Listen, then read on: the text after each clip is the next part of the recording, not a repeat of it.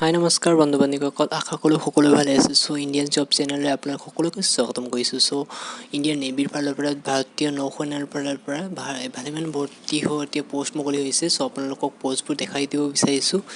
so 11,059টা post আছে total মুঠ পোষ্টৰ সংখ্যা সো কি পোষ্ট আছে আপোনালোক গ্ৰেড চি পোষ্ট হয়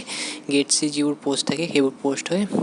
ইষ্টাৰ্ণ নেভেল কমাণ্ডত আছিলে 710 আৰু কি পোষ্ট আছিলে আপোনালোকে ডিটেইলছটো ভিডিঅ'ৰ ডিছক্ৰিপশ্যনত লিংকটো প্ৰভাইড কৰি দিম তাৰ পৰা চাই ল'ব পাৰিব ধুনীয়াকৈ কোৱালিফিকেশ্যন আপোনালোকৰ 10 ষ্টেণ্ডাৰ্ড পাছ হ'ব লাগিব আৰু লগতে ITI থাকিব লাগিব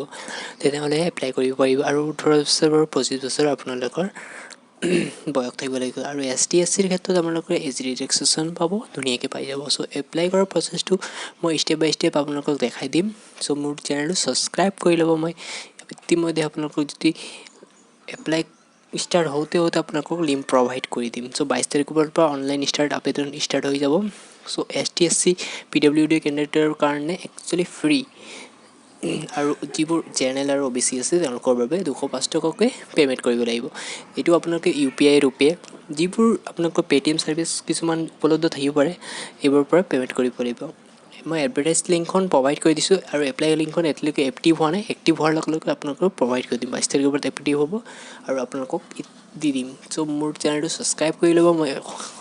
ইণ্ডিয়ানৰ লগতে অসমৰ বিভিন্ন চাকৰিৰ ডিটেইলছ আৰু জব আপডেট আপোনালোকক দি আহিম ধন্যবাদ